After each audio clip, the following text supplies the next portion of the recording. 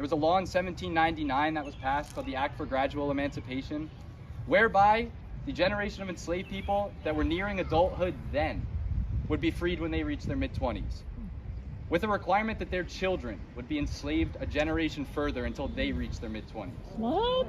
So most often you'll hear people say enslavement ended here in New York in 1827.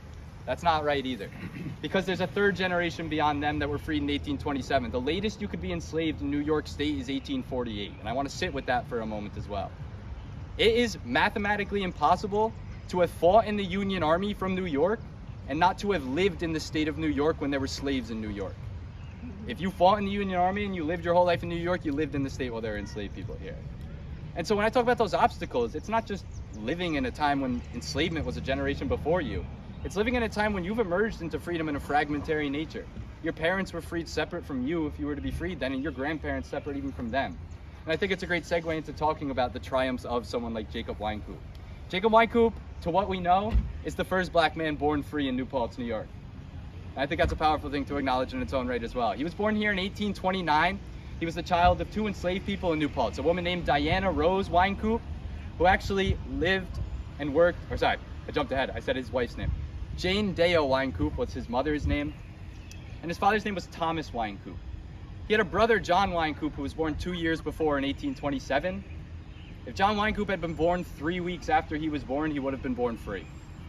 Wow. But being born on June 30th, he was born in that indentured system instead. He could have been enslaved 1848. We don't believe he was.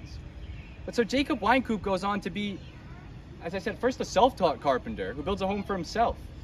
That home he built for himself then comes to be kind of the center of one of two black neighborhoods in New Paltz, New York. He continues to build homes in the 1850s, 60s, and 70s for other free black families until there is an entire black neighborhood. And what's now Mulberry Street, Church Street, and this stretch of Broadhead Avenue coming down here as well. Jacob Wynkoop was the first person to build a home there from what we know in 1855, but he continued to build homes for the other black families that could end up there until it was a vibrant community.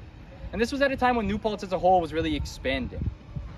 And as New Paltz is expanding in the aftermath of enslavement, the black population was shrinking.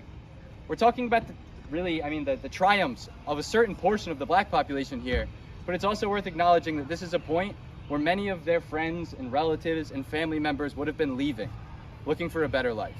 In the aftermath of enslavement, many of those descendants of the previously enslaved in New Paltz, they first are living here as just live-in servants, agricultural workers, oftentimes for the same family that owned their ancestors, taking on the last name oftentimes of the family that owned their ancestors.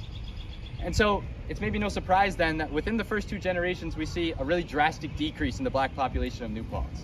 From some 300 some 300 enslaved people in 1790 to by 1855 less than half of that.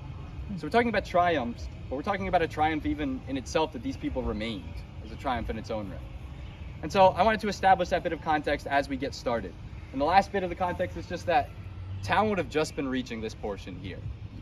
At first, when this black neighborhood emerges, it emerges in what is really the periphery of the town. Town does not go down Church Street. It does not go down Chestnut Avenue to Mulberry Street. You'd have to come all the way down Huguenot to get to Mulberry Street and then go back up and around. And yet what was once a really peripheral corner of the village that the first free black families are purchasing plots of land on comes to be a vibrant free black neighborhood that is very much in the heart of the village a few generations later. And so you guys can follow me just a few steps forward.